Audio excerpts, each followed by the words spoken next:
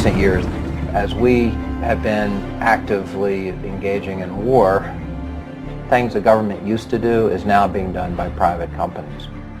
Food, laundry, and housing were services provided within the military.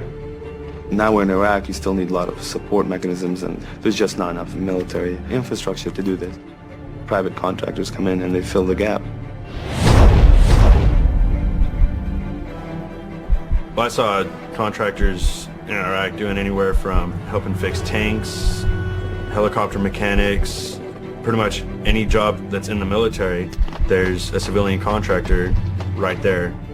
There are over 100,000 private contractors working in Iraq, Kuwait, and the surrounding area. This war has been privatized to a greater extent than any other war in history. They're part of a multi-billion-dollar industry fueled by your tax dollars, an industry very much in need by the U.S. military. 40 cents out of every dollar Congress controls now goes to contractors. There's more than 20,000 private military on the ground. You have the second largest armed force in Iraq are private security. They outscale the Brits or any other nation. Blackwater is one of the largest and most conspicuous security firms in Iraq, with about 300 employees there. Blackwater is staffed largely by retired U.S. military, including former members of the Special Forces. Scotty was told that he would be doing security for Paul Bremer, the ambassador, that he would just go everywhere Paul Bremer went, and there would be usually like 3 8-hour shifts. And that was fine with Scotty, because he didn't go over there to hurt anyone. He was there to protect people. Watch out now. I don't want you to get underneath me when I'm climbing. You might get hurt. Hey, Kelsey. He just had an incredible way with sports. Even as a small child, he was the best swimmer on the swim team. He was amazing. First time he ran away from home, I think he was 6 months old, and somehow he'd gotten the front door open and he was in his walker. And I'm getting ready for work and he's hauling tail down this hill, heading for the playground. And it just totally stunned me. And he was like that for the rest of his life. He was always running. Scotty went into the Navy on his 17th birthday. He loved being a SEAL. Oh, what's this falling down? As far as Scotty going to Iraq, he chose Blackwater because they had a 2-month contract. And Scotty wasn't going to have to be away from his kids very long. He needed to make some money.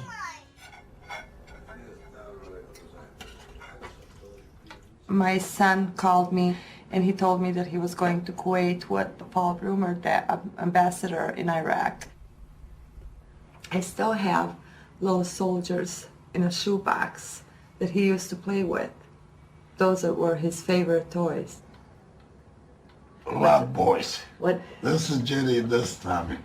That's my favorite picture for, I'm talking, that's... And Jerry always 4 or 5. carried it with him, always. Wow. Wherever Jerry went, he had that picture with him. That was my Jerry. Then came my Tommy, then my niece Anita, then my nephew Yuri. Yes, everything's then my Lydia. Tommy and my Jerry. I love that. Well, he was, he was the firstborn. Everything I knew about kids I learned with him, and for him. The news came on the radio, and it said that there was an incident in Fallujah. Breaking news story tonight. The 4 American civilians were ambushed and killed in Fallujah, and they're believed to be from a local company called Blackwater Security Counseling. There are 4 families in this world today that are going to get knocks on the doors, and you don't want to be on either side of that door when that happens, either hearing the news or delivering the news. Reality didn't check in. I didn't want to believe it. I still don't want to believe it, but the fact is he's not walking the earth. I need to pray for his soul. I miss him. I was so angry. I was so unbelievably angry. And I didn't even know what had happened. But I was just angry that my son had died.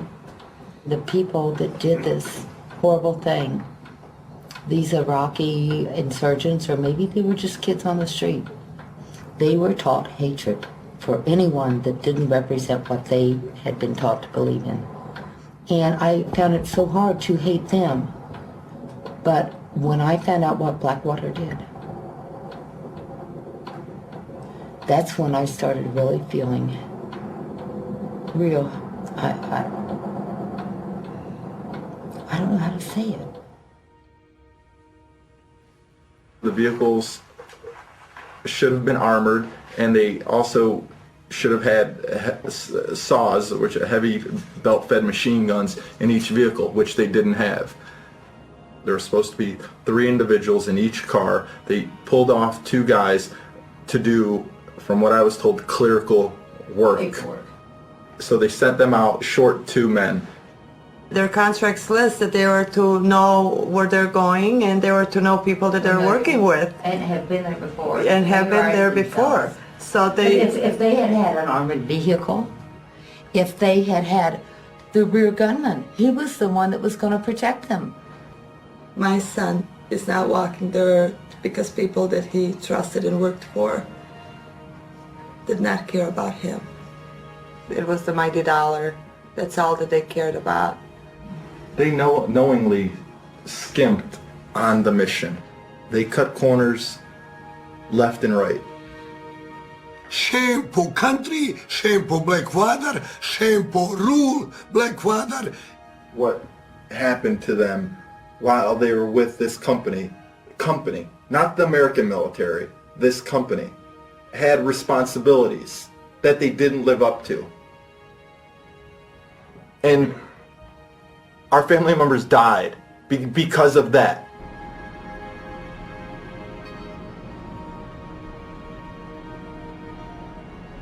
The most dangerous city on earth. No rear gunner, no armored vehicles, not even a map. That's, to me, negligent homicide.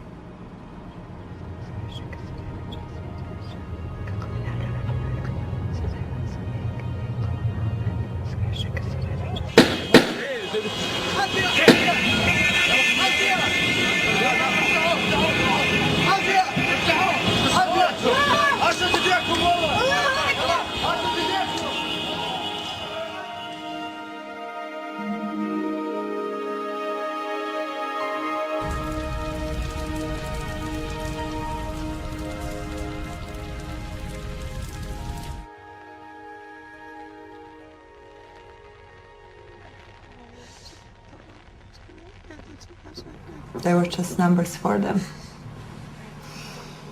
Just people who they can bill for.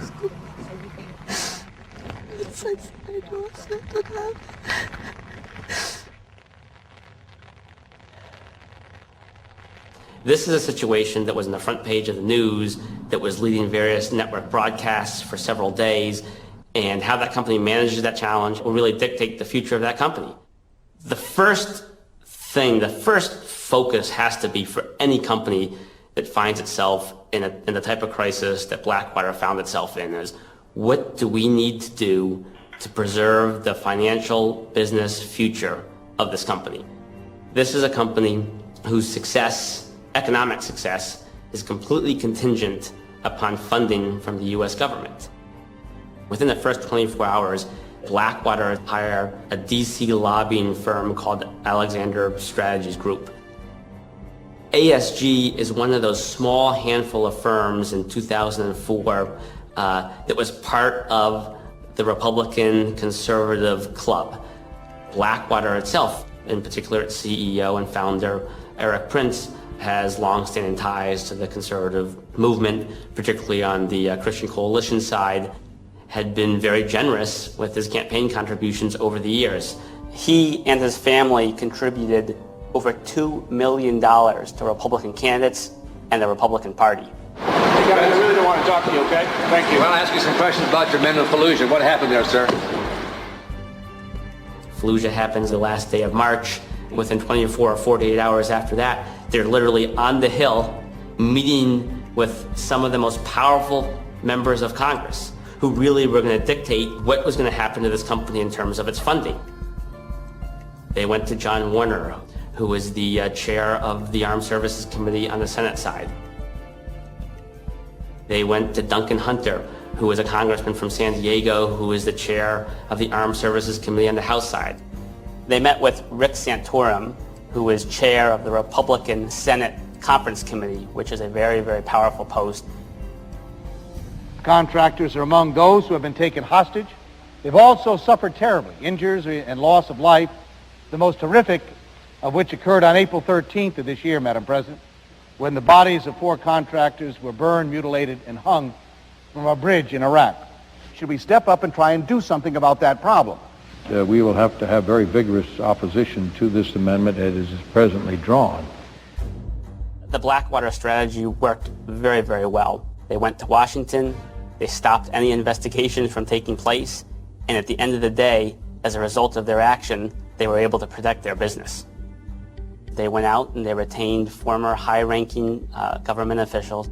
Cofer Black, who was a high-ranking official at the Central Intelligence Agency, Joseph Schmidt, who is the Inspector General at the Pentagon. And undoubtedly, when you go out and you retain high-ranking officials like that, they certainly are helpful in attracting new business, pursuing new business, and getting new contracts. Within a year after the Fallujah incident, they had received over $200 million in new government contracts.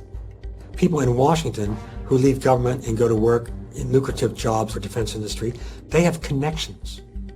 They have influence.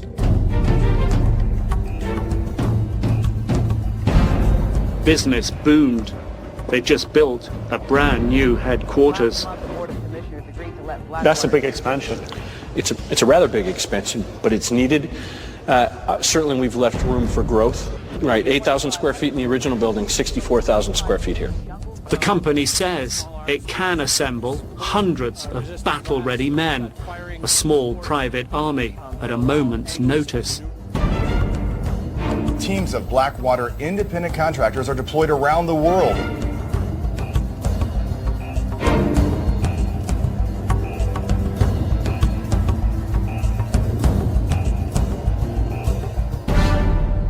Instead of mourning my son's death and the other 3 men, they go and they profiteer off of it.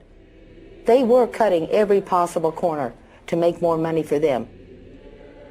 In Iraq, most of the men aren't getting the protection. Men over there working for Blackwater are still dying. The world really needs to know what's going on over there, and we need to stop it. There has to be accountability. Right now they are literally getting away with murder. Pada drugi put pod križem. Klanjamo ti se, Kriste, I blagoslivljamo te. Companies should not be permitted to operate in a war zone and not be held accountable.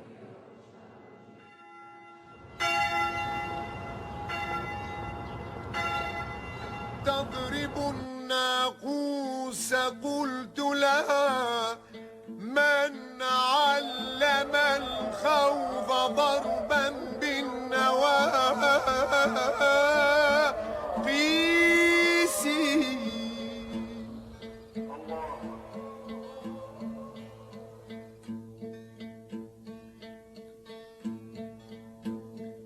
ناديتها يا مها. I was reading the Bible in Greek and Hebrew and studying those languages, and Hebrew sort of led naturally into Arabic. I was also interested in student loan repayment. I owed, upwards of $40,000 in student loans, which the Army promised to repay. The option available to me was to get a secret clearance and become an interrogator, and I agreed. This was pre-9/11.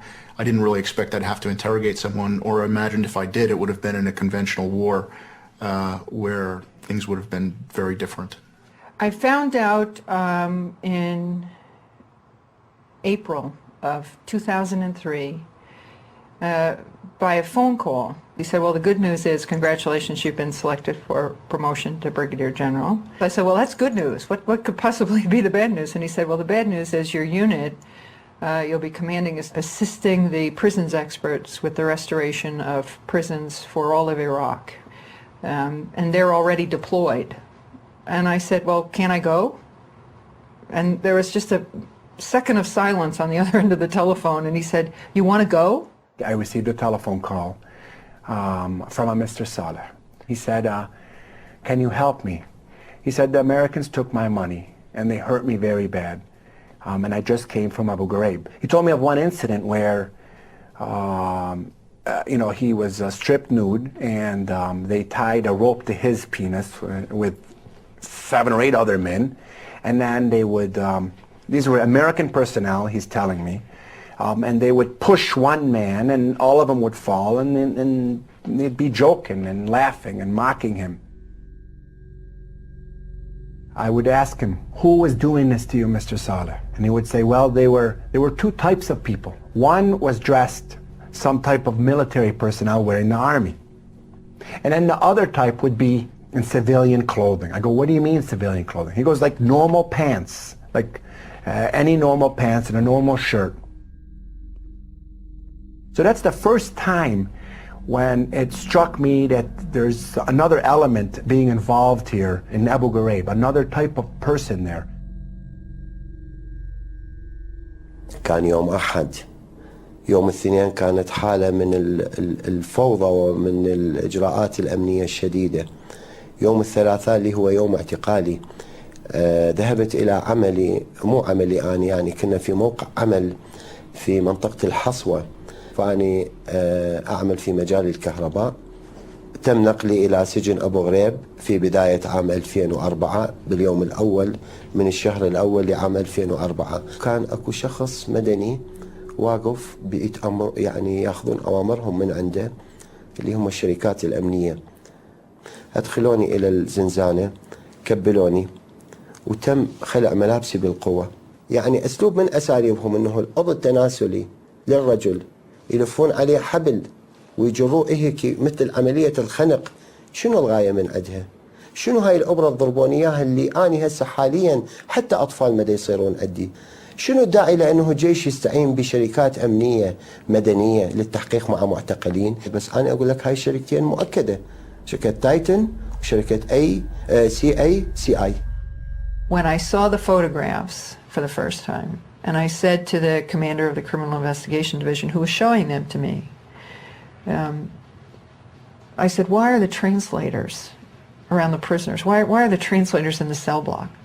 And he said, ma'am, those aren't translators, those are khaki interrogators. Khaki was hired by the Department of Interior out of a little town in Arizona called Sierra Vista, and they were hired to do database work. And that contract, which was sort of a blanket contract that allowed them to do a whole bunch of different things, was used to do interrogation in Abu Ghraib.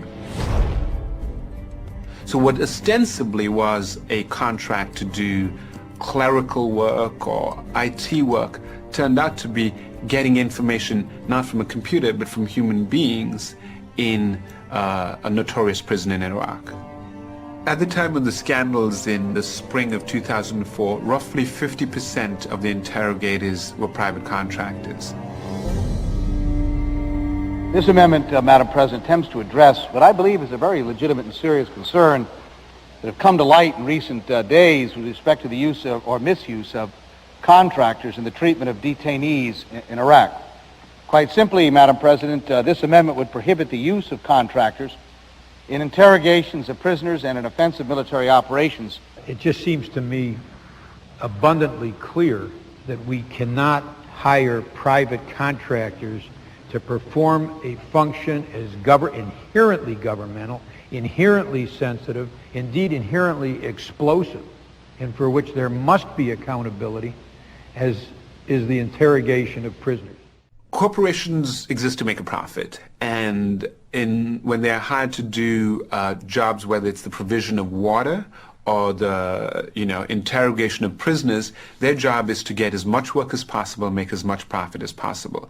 Now that doesn't work in the field of intelligence, period. You do not put personnel who do not have allegiance and 100% loyalty to America, you do not put them in sensitive key government activities like military intelligence gathering. It creates a conflict too, because we were uncertain, we knew what our chain of command was. That was very clear, and we were forced to memorize it and follow it.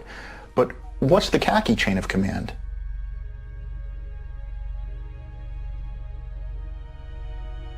بفضل هاي الشركات السجون أصبحت معسكرات للتدريب على العنف. وفوجئت بالاعتقال، وبالفعل بعد يومين نقلت إلى سجن أبو غريب، ورفع الكيس من رأسي ووجدت نفسي أمام مجموعة عسكر مجندين يعني من دول المحققين عرفتم فيما بعد، مجموعة حوالي 8 أو 10 وولون علي يضعون البندقية بأماكن حساسة بالجسم، وبالإضافة إلى الضرب، وكنت أسمع به استغاثات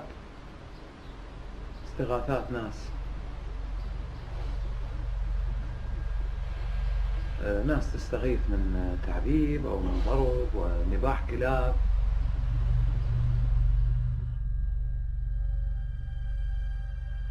There was a wink and a nod approach. We have these rules, you're going to follow them, but we're not going to spend that much time making sure that you're going to follow them. And if I don't know about what's going on, then I can, have plausible deniability. The contractor is safely in an office in the United States somewhere, so no direct supervision. And to just simply say, well, I guess they got out of control, I don't know where they were taking their instructions from, it seems to excuse all of them. I have reproduced an excerpt from the job posting as it was reprinted in the Washington Post on May 10th on the poster here behind me. And let me read it for you. It says, under minimal supervision, will assist, and goes on. Key words, under minimal supervision. In 2003, the Pentagon essentially panicked, and a very desperate Secretary of Defense did whatever he had to do very, very quickly to try to get more intelligence. If that meant running out and hiring a bunch of contractors who didn't know what they were doing and putting them wrongly into the chain of command of military intelligence, that's what they did. They were desperate.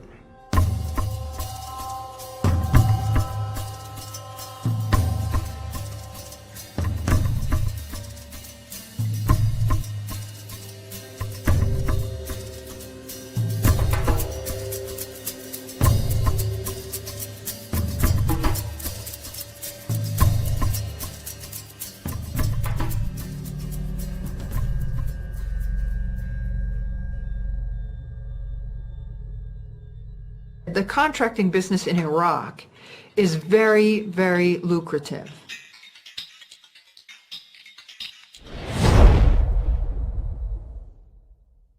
There was so much money being given away over there to contractors. I mean, there were jobs that didn't even need to be there.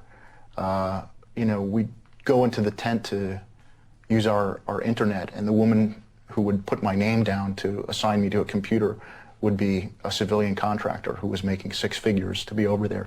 But why is she there? Why are we paying this woman to do this? They threw so much money at these people they can't refuse. I mean, if you're a mechanic, you're making like 20 or 30,000. Someone offers you 100,000 a year tax-free to go to Iraq, and that's hard. I think that's really hard to refuse. They would very often sit down with soldiers, particularly from Reserve or National Guard, and say, hey man, what are you making, $3,000 a month over here? I make that in a week.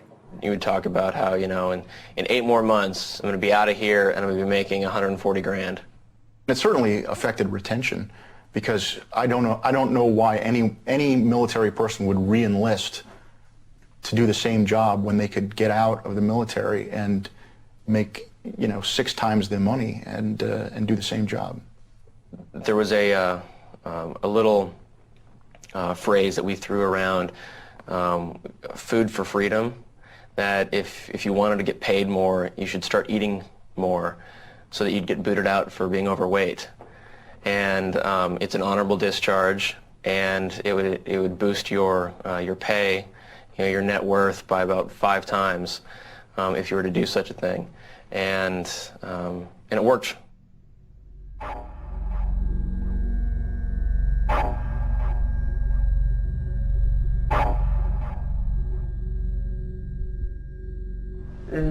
جو علينا الامريكان بال11:30 بالليل، واخذوني انا وابني، فابني دا يقول لهم هذه امي، فاجا الامريكي جابني من ايدي حق قال لي جو سكو هيك حيل صح، فقال لي اعترفي، اذا ما تعترفين على الارهابيين وياك راح اوديك بمكان يعتدون عليك ويلعبون بيش طوبه الامريكان، راح لك احكي انت وابنك.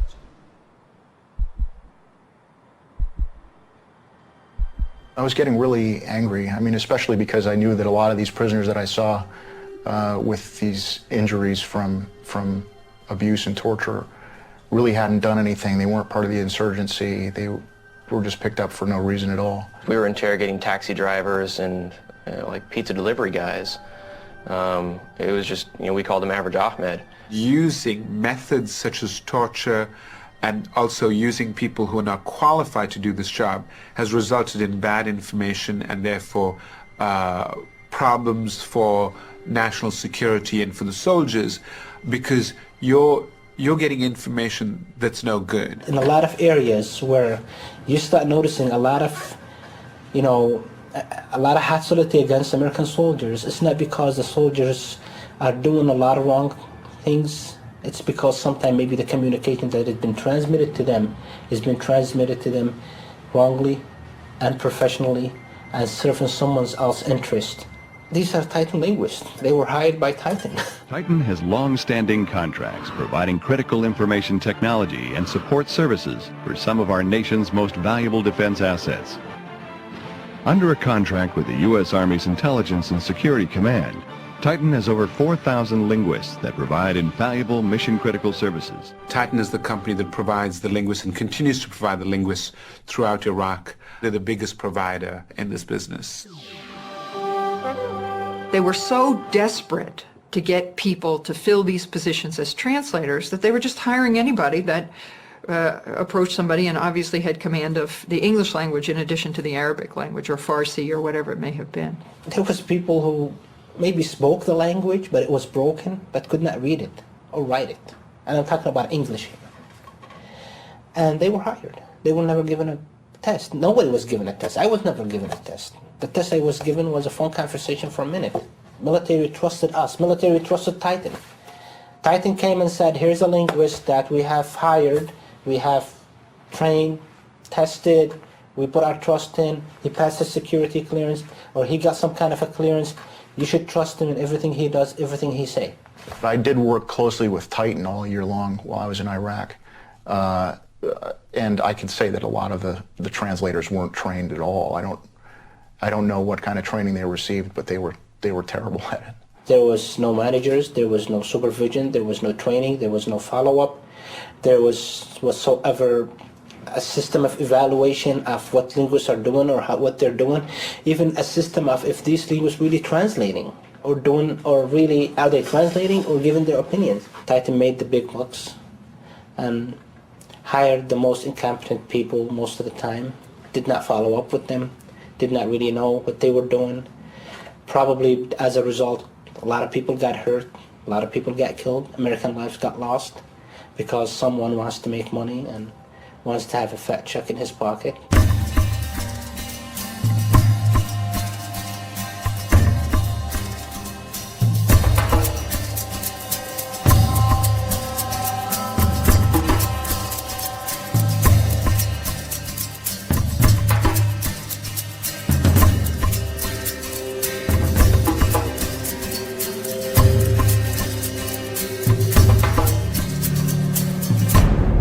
Here you have the MPs who engaged and participated in horrific conduct are being held accountable for their actions. Why aren't the U.S. contractors, the civilian corporate personnel, why aren't they being held accountable for their actions? If you are a U.S. soldier and you hurt an Iraqi civilian and that becomes known, you will be court-martialed. But if you are a U.S. contractor and you kill an Iraqi civilian and that becomes known, you will be sent home. And then you can come back the following week and you can work for a different contractor. So here we have the two ringleaders of abuse at Abu Ghraib very explicitly saying, in many cases, what was happening was they were being ordered to abuse these detainees by civilian contractors. These guys are in prison for 18 years total between the two of them, and there's no contractors in prison. My question is in regards to private military contractors. The Uniform Code of Military Justice does not apply to these contractors in Iraq. I asked your Secretary of Defense a couple months ago what law governs their actions. Mr. I was going to ask him. Go ahead.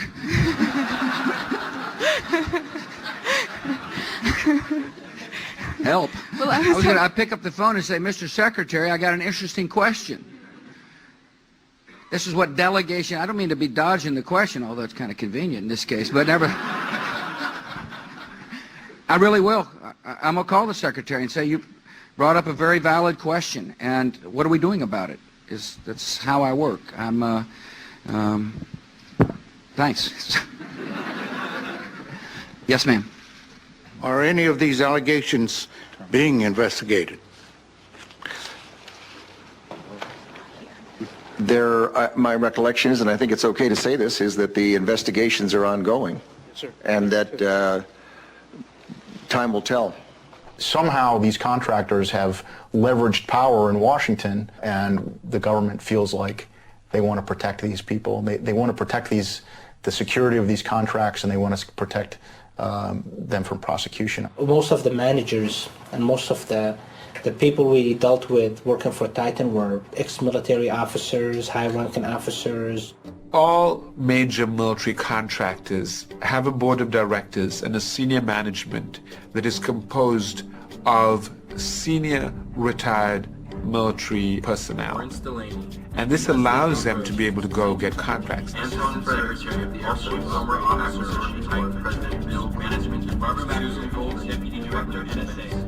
Washington is a phenomenally incestuous place. Retired senior officers, Capitol Hill staffers, and defense industry. You know, the usual suspects come back again and again.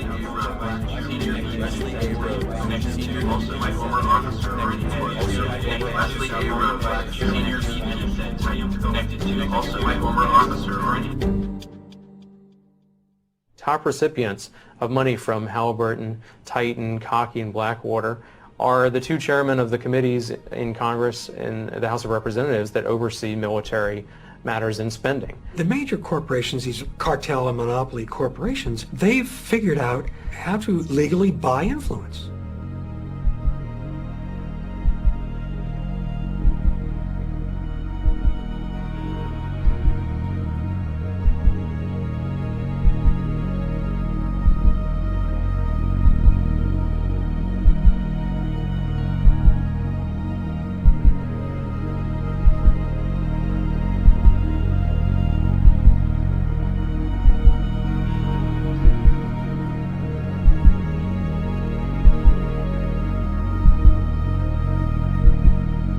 I would echo the words of Pope John Paul II. Profit by itself is not a sufficient motivation for business endeavors. You're operating in the realm of greed. You're not operating in the realm of morality. I went to Iraq and I came back. What was so heartbreaking was that I found that we weren't always the good guys, and it was very disillusioning for me. Because I'd grown up with this dream of America, what America was. And when I saw that dream at Abu Ghraib and what it had become, I felt heartbroken. I felt like I didn't know what it was to be an American, because I saw what I had thought America was, destroyed and disgraced.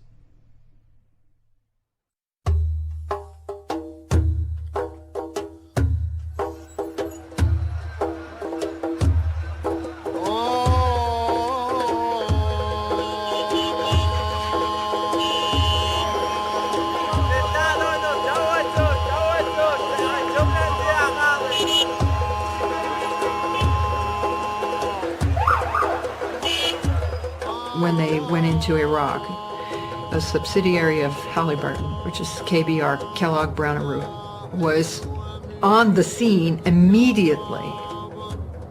They were logistics people, they were mechanics, and they were also contracted to begin the process of setting up shower points, laundry facilities, mess halls, dining facilities, really searching for any opportunity to take on what would be traditionally military roles. When you use these contractors, you gain a lot of efficiencies, you gain a lot of expertise and specializations. It was devastating because it took over my job. I ended up doing nothing. We had to train these KBR contractors how to fix these radios. We had to walk them through all the basic steps. But when I could be actively becoming a better soldier and becoming more proficient in my job, instead I'm going to sit up on guard duty to wait around while KBR contractors are doing the job that I had to train them to do. Across the board, people lost their jobs. Quartermaster companies, mechanic, any logistics soldiers were involved with, their jobs were outsourced to KBR. If you don't know KBR, you'd have never been to Iraq. Because KBR is everywhere in Iraq.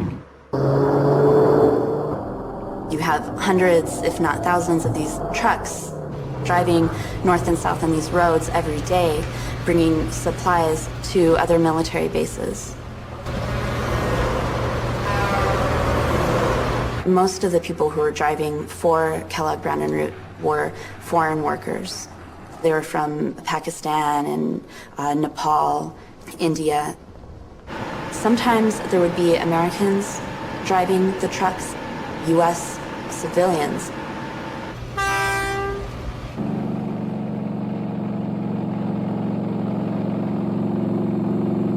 I heard about the job through another truck driver friend in Calexico, California. We were sitting there waiting for a load, and he told me this was his last load and he was going overseas. From there, you know, I sent my resume in. I thought I was really going to be doing a lot of reconstruction in Iraq, as far as, well, I could see me hauling fuel maybe to a place that had loaders and dozers, you know. We never went to go be in a battle or fight a fight. We went to take care of our families and make some money to reconstruct Iraq.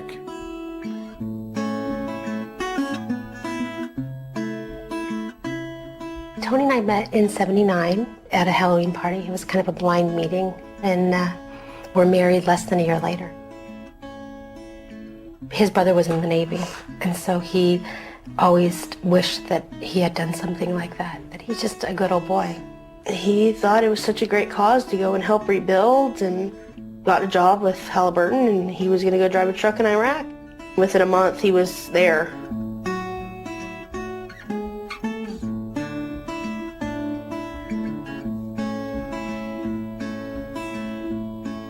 I was 15 when I met Steve, first time. A good friend of ours introduced us at a fair they had, and we set it up. He got out of the fiberglass business in Michigan and eventually ended up truck driving.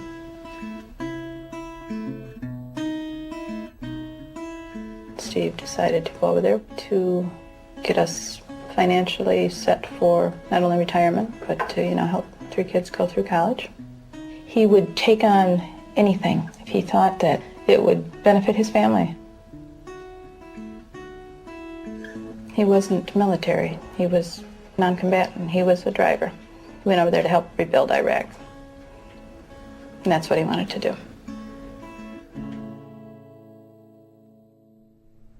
When I woke up early that morning, it was about, I'd say about 4:30 a.m. We had to be out by our trucks by 7 a.m. And we already knew what we were going on our mission. We were told at 7 p.m. the night before, on the 8th of April. The first things we do was very normal. It was just routine behaviors. Just go ahead and do a pre-check. Go ahead and preventive maintenance and check your oil and check your air in your tires and your fuel tank. And the soldier that was sketching a map with his boot in the gravel next to his vehicle, well, some of us saw part of it and some of us didn't. Well, nobody ever told us why. Nobody told us what was going on, and they said the roads were red, and I wasn't sure what red meant. We left the post nearing 11 o'clock, 10:40, 11 o'clock in the morning in there somewhere, and headed on our way to Baghdad. We were going down the road, and we got pretty close to I believe the Abu Ghraib prison, and all of a sudden the traffic, there's no traffic. And right about then, I mean, bullets came from everywhere. It sounded like we were in a hailstorm. It was like when you were a kid, we used to make popcorn in a pressure cooker. The temperature comes up and begins to pop. They were coming in through my doors, they were hitting my tanker, they were hitting my windshield, they were coming in through hitting the engine. You could You hear them come in through one door, hit the other door where they lodged in, and I mean, they're just coming in everywhere. And then it reached a crescendo and just seemed like it never stopped after that. And then I could hear the men crying on the radio, yelling out for help. I'm burning, help me, please don't let me die in Iraq. Truck behind me, that his trailer caught fire and he overturned and was trapped inside the truck and burned up. I heard one yelling and screaming and until he stopped. Friends that I'd promised before that, you know, if they broke down or something happened, I wouldn't leave them. I hear them screaming, I'm hit, help me, please, I don't want to die here. I was completely saturated with blood, you know, and my pants were soaked with blood, my shirt was soaked with blood. It was just absolutely just sheer terror. Just absolutely, positively horrifying. And I still feel, I still have that shaky sort of thing in me. It's like sitting here right now, it's like I'm still there.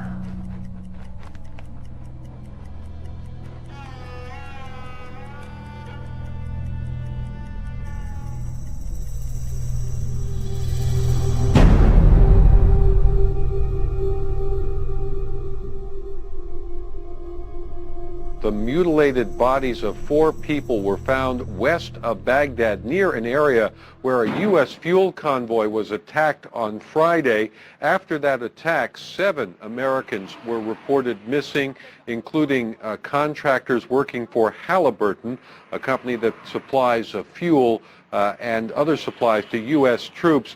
The families were notified today of the discovery. Halliburton did release a statement saying, quote, "We at Halliburton are saddened to learn of these deaths and are working with authorities so the families can begin the grieving and healing process." 2 U.S. soldiers are missing, and also Thomas Hamill from Macon, Mississippi, an American contractor with Halliburton. Saturday, April 10th, one day after I got the first phone call from Halliburton and KBR. Steve, when you get back to base, please call me. I got a call yesterday saying that you are missing after heavy fighting and more attacks. You and 9 others. To sharpen. And what are these rocks called again? I forgot. Dad told us, but I don't remember. Like shale? I'm not sure. I just turned 50 and it's hard to have to, you know, reinvent yourself like you're a teenager again. Oh no, your dreams go and plans go out the tube. So, he was definitely the love of my life. He firmly believed that KBR and Halliburton were going to keep him safe. I mean, he truly did. He was very positive about that. Right up to the end, he believed he would be safe.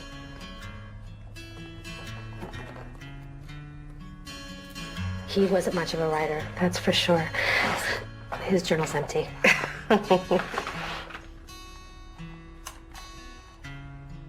My dad had just told me he was going to work for Halliburton, and how big they were, and how they were there to help rebuild.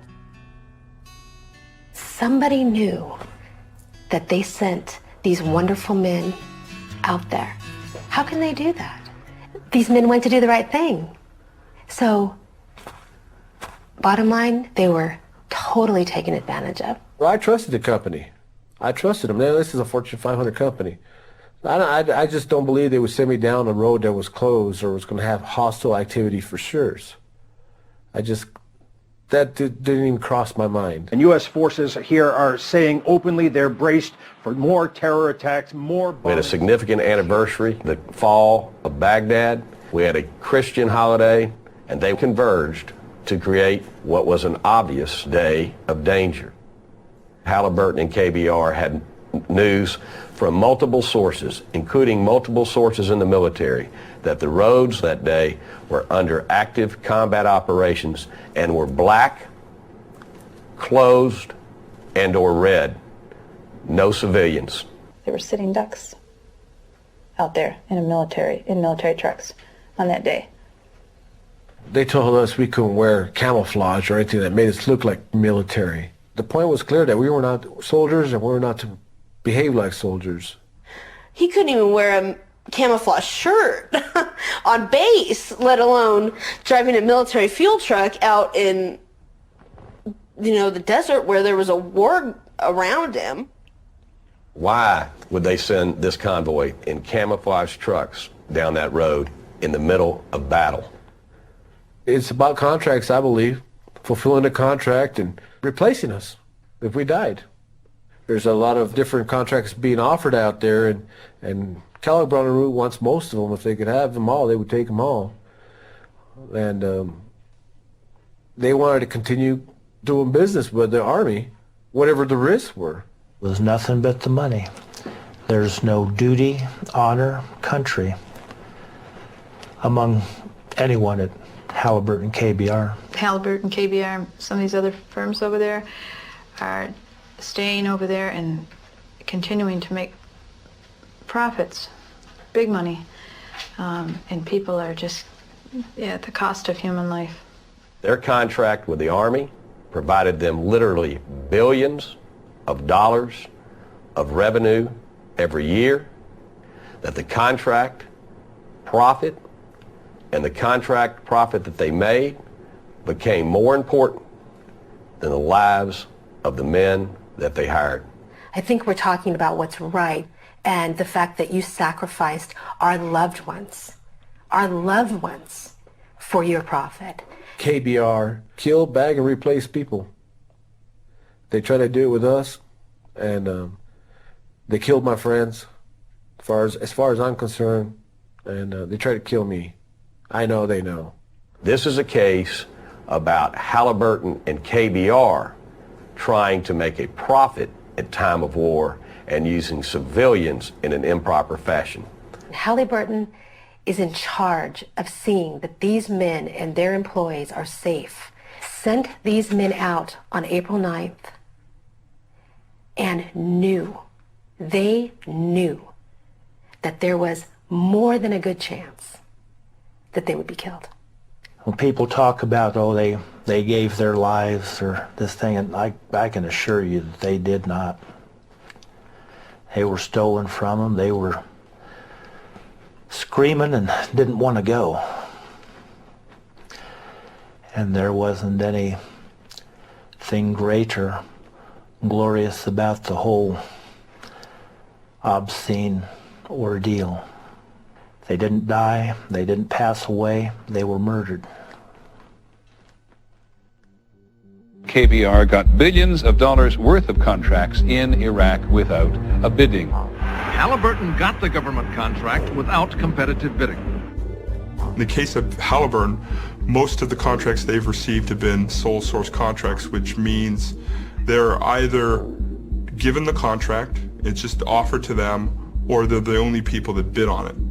A lot of federal officials will defend this, saying that this is the only company that could do the work. Conservatives especially, who favor a free market system, should be outraged about the degenerate state of the lack of competition in defense industry. Bunentine Greenhouse, a top contracting officer at the Army Corps of Engineers, alleges favoritism and rule-breaking.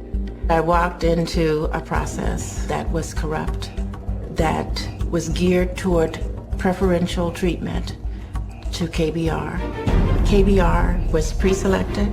The duration of the contract was predetermined. Most blatant abuse that I had experienced in my contracting career. The American way is competition, and I cannot sufficiently stress that in defense industry, when it comes to the big programs, there's not competition. It's monopoly and cartel behavior. It is corrupt, it is corrupting, it is corrosive to our national defense. When we showed up, there's nothing there. Our customer is a private coming off patrol who wants midnight chow, and we're there for him. We're doing stuff that you'll never read about in the papers. Everyone had to make a big adjustment over there. I helped with that. We got 80,000 troops out of the sand in 3 months. It was awesome. I'm Ian Dolan. Angela Stevens. Kirk Hansen. My name is Jay Patterson, and I'm proud to work for Halliburton. My name's Ben Carter, and within the first week of being in Iraq, I knew that that wasn't going to be the company that I wanted to be with. Halliburton was hired to provide clean, safe cooking, cleaning, shower water for the military. One of Halliburton's employees saw something wiggling in the water in his toilet bowl. So I went and tested the water in our water storage tanks. There was no chlorine in them, none. The water we showered in every single day was extremely contaminated. And when I talk about contaminated water, I'm saying malaria, typhus, giardia, cryptosporidium. I mean, the list is really, really long. Halliburton is accused by its own employees of exposing troops to contaminated water in Iraq. When I tried to notify the troops that they may be exposed to a serious health risk, I was told that the military was none of my concern. They were only concerned with making their profit and didn't care how it may affect the troops. Of the 67 water treatment plants that Halliburton run, 63 of them weren't providing safe water. And the Marines are showering in it every single day.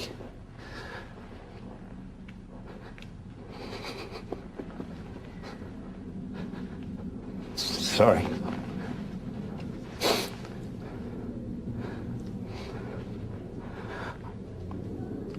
I was there to help them.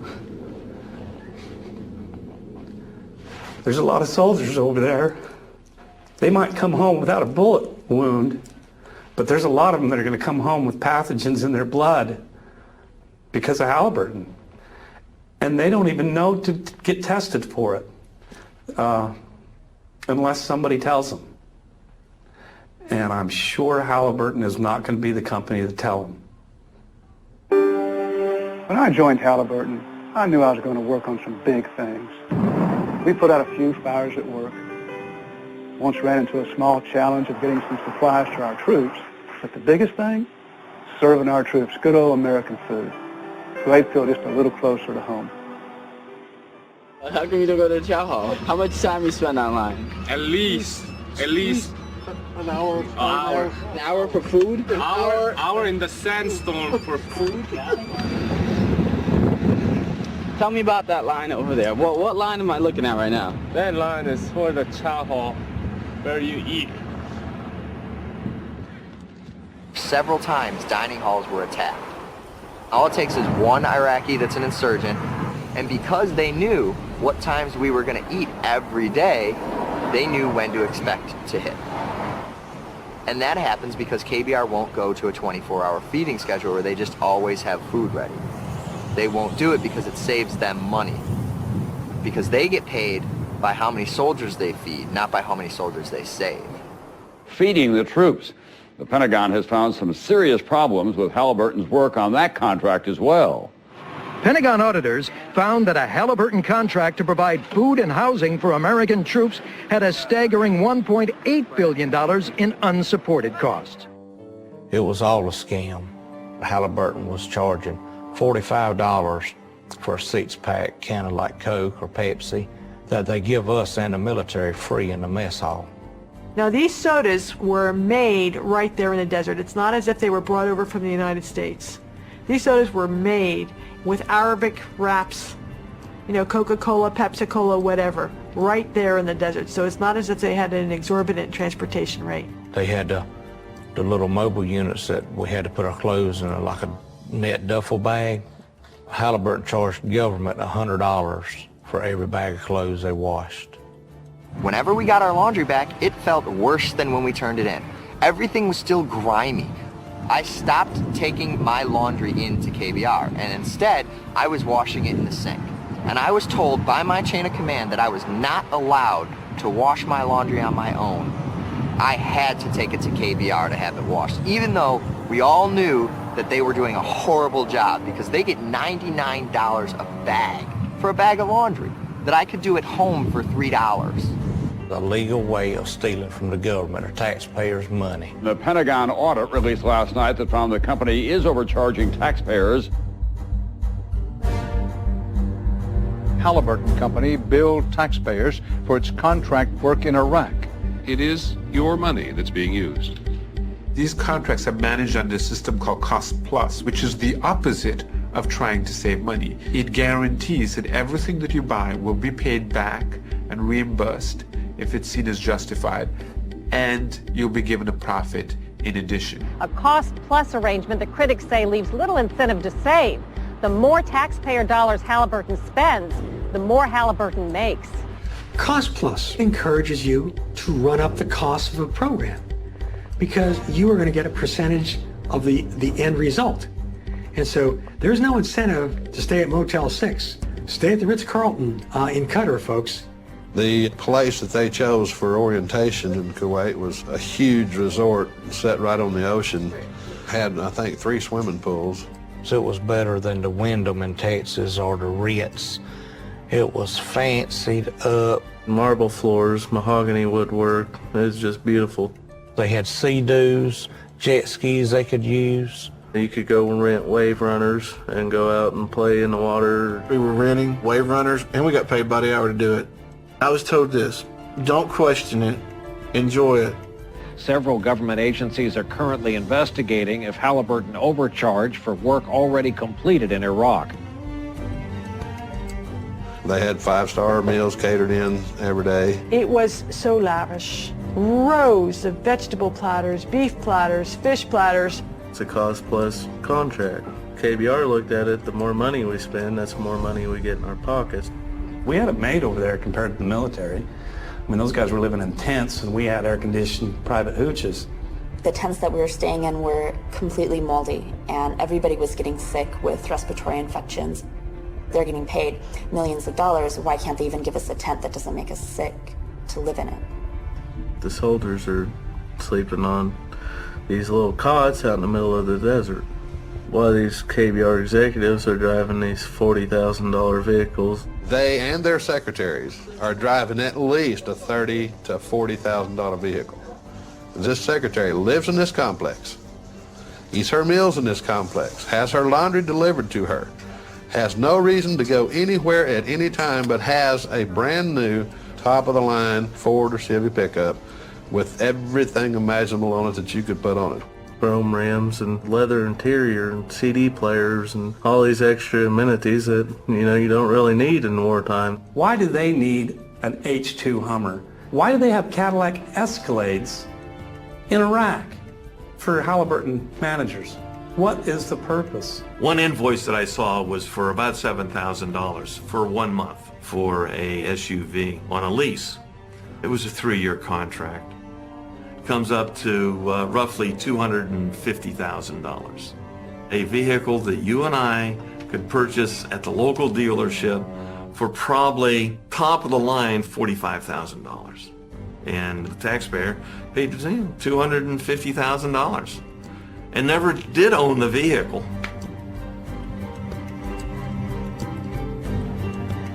They got the wrong equipment, ordered the wrong stuff. Computers still in boxes, new vehicles. They'd push them out in what they called burn pits. And they just set it on fire, claim it as a loss, get more money for the right equipment or the right stuff they needed. Why would you need to order somebody else's wrong equipment just because somebody pays you to do it? And you burn it and destroy it. You got brand new trucks over there, and there's not even oil filters. So when the motor blows, what do? Buy a new truck and bill the government. $75,000 truck. They wouldn't even have a spare tire to fit it. And we had to blow it up. And they didn't care Halliburton did because the government's paying for it. We knew that every day that a vehicle broke down, we would have to destroy it. And these are maybe $80,000 vehicles, maybe $100,000. They're expensive trucks. We're burning fuel in front of Iraqi people. We're not really doing anything to help, and we just have to follow the orders. As a truck driver in the mail department, they'd send me to these cams with 1 bag of mail. That's risking my life just to deliver 1 bag of mail. Escort entire convoys where every flatbed truck was empty.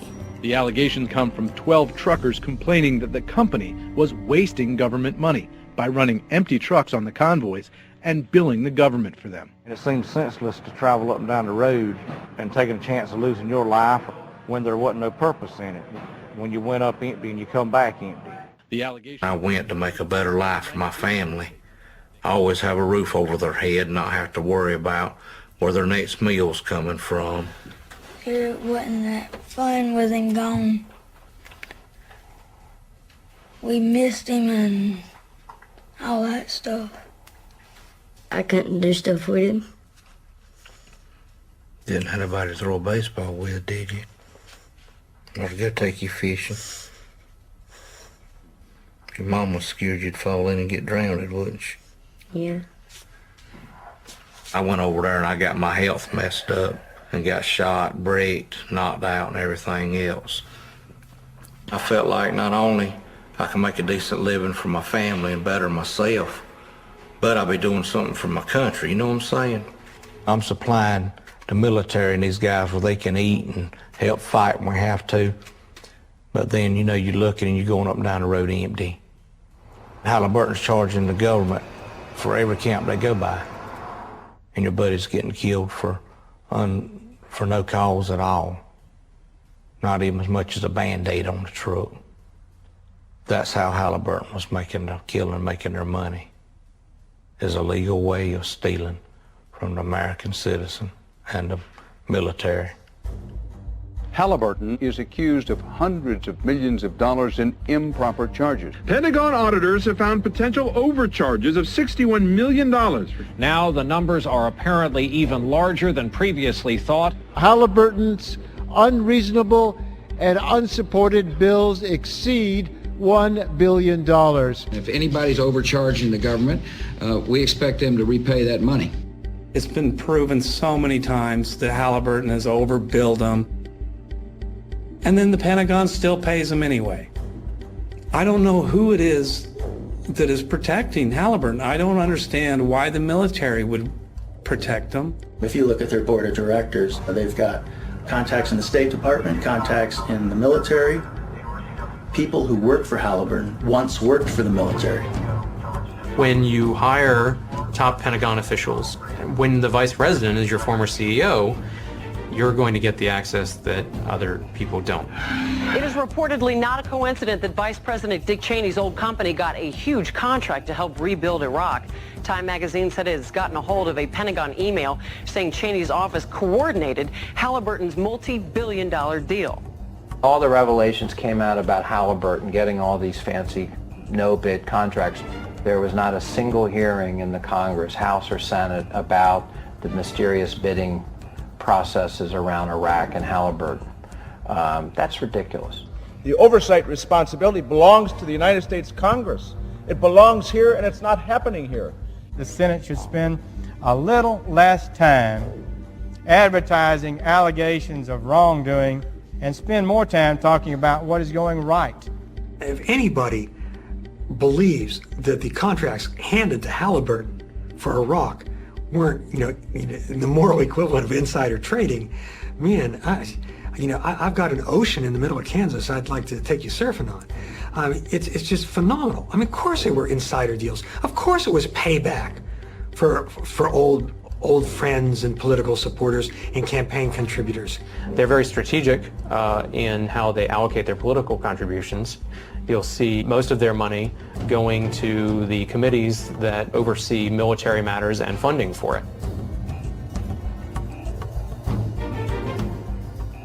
When you pay influence money in the form of campaign contributions, it means people look the other way. The U.S. Army announced today it signed a new contract with a unit of the huge contracting firm Halliburton. The military fights for the guy next to you or the guy in the next foxhole who you've trained with, slept with, ate with, spent all your time living with and working with. From the corporate side, it's a question of where's the next contract coming from? Halliburton's stock has quadrupled in value since the war began, and taxpayers are being ripped off. The people in charge say we want to give to contractors because they can do it cheaper. Well, lo and behold, the evidence is now coming in and it isn't cheaper, and we're not actually getting what we're paying for.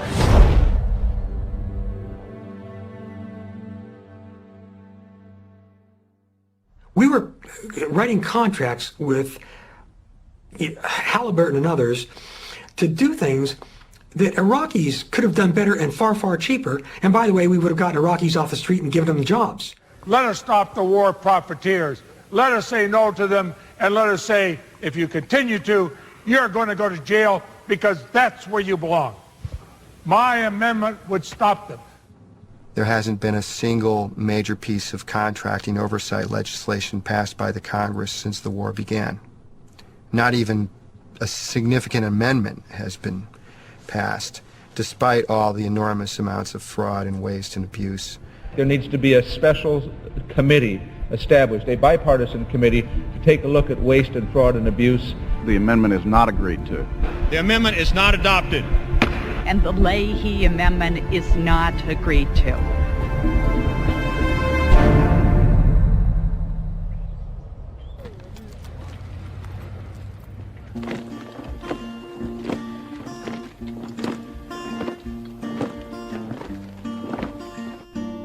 If I had the heads of Khaki, of Titan, of KBR, let's say, what would Thomas Jefferson have to say if he saw the level of profit that had been included in war fighting? What would Benjamin Franklin say?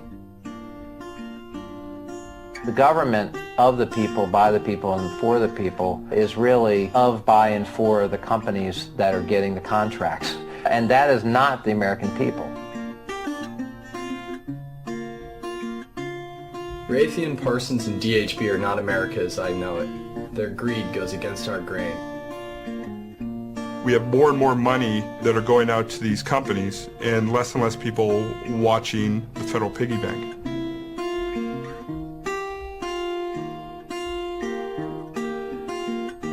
We need greater oversight in this war, even more than in past wars, because this war has been privatized to a greater extent than any other war in history.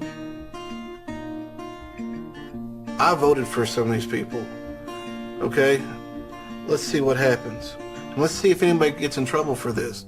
Let's see how many people go to prison. Let's see who loses a contract over this. I know we have a battle ahead from Lockheed Martin to Dynacorp and Bechtel. The profiteers are not going to easily transform into patriots. The people who have the money, the people who are making a profit, have a lot of power and a lot of money and a lot of influence. And so I think it will really take something big, a big movement here in the United States. You know, I love my country. I'd stand behind it. I'm concerned now in a way probably that I've never been concerned before because I don't like what I'm seeing. America's become a powder keg, I think, and it's just waiting for match. This Iraqi movement, how are you going to win the hearts and minds of these people if they see you cheating your own people, if all this stuff is just for the money? Before we can point the finger at anybody else, we need to get the cinder out of our own eye, and we need to clean house a little bit.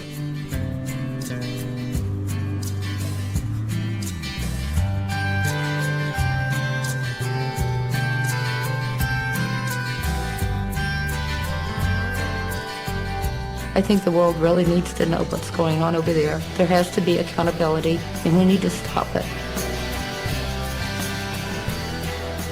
I am a patriot. I love our country, and I want our country to survive. And the survival of our country depends on us taking it back.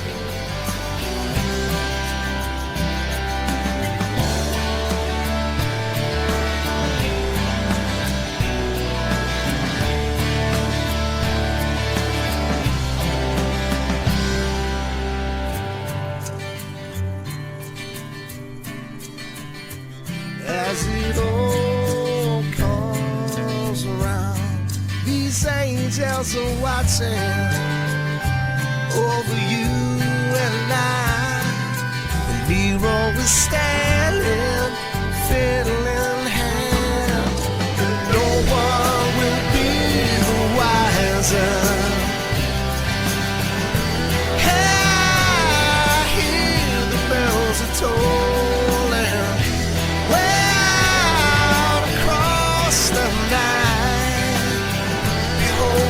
Twisted lines are drawn in the sand, and not in stone.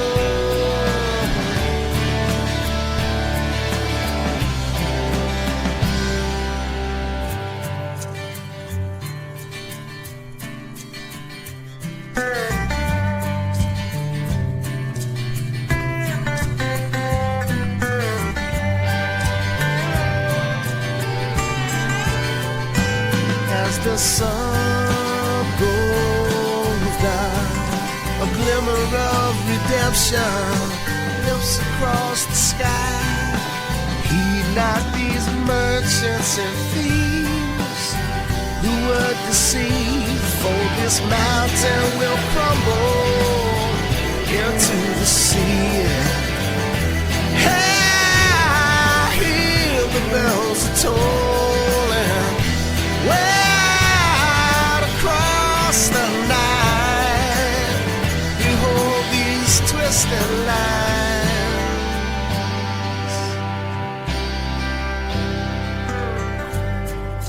drawn in the sand, not in stone. Hi, could I have Tony Frederickson's office? I was wondering if I could request an interview with Eric Prince. Recording. Hi, Kathy Mann. It's Robert Greenwald and Amanda Spain calling from Los Angeles. We're working on the film Iraq for Sale. We want to get Mr. Frederickson's perspective. We're really very anxious to have Halliburton and Mr. Lazar in the film. Yes, Robert Greenwald and Abby Hurwitz here. We've discovered, frankly, quite a bit of very troubling material. I thought letting people know that we found something critical would be fairer than just kind of trying to sucker punch them about Halliburton KBR's role in the war and the war profiteering. We'll put the whole transcript from the interview up on our website. Hi, Angela. How are you? This is Abby Hurwitz. I left a message with Lindsay Taylor last Friday requesting an interview with Eric Prince, and I was wondering tomorrow. We really want to give you an opportunity to be heard. I know that it's been quite a bit of time and you have not responded. I was wondering if there was anyone in your organization that would like to be interviewed to represent your company. Can I get your email address? Okay. Can you please put me through to her? Oh, I thought she was going to be in all day. Remember, early morning, late tonight? This is my third call to Titan. This is Robert Greenwald and Amanda Spain calling from Los Angeles. I think we talked to you yesterday. Permission to make a documentary? Yes, Jody Brown, it's Robert Greenwald and Amanda Spain calling again. It's Wednesday, July 26th. We've been emailed 5 or 6 times. And that's to get an interview with Mr. Frederickson?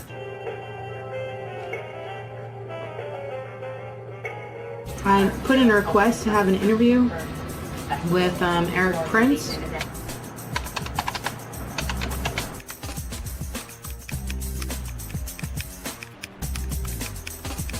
We're just about at our deadline here. The reason why I keep calling is because we're kind of under some time constraints. I guess Kathy Mann's unavailable till Thursday, and someone's going to try to reach Melissa Norcross. Eric Prince. He's not available.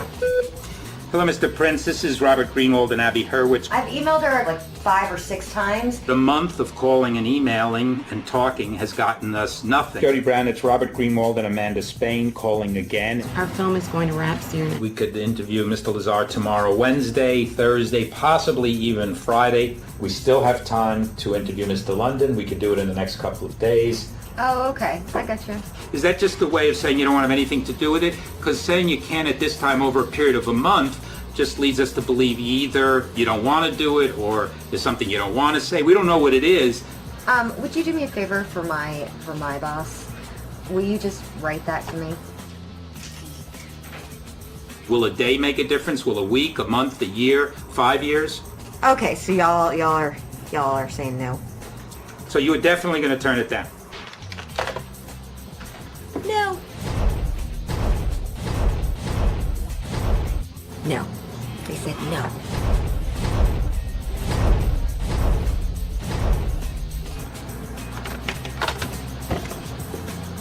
That's it.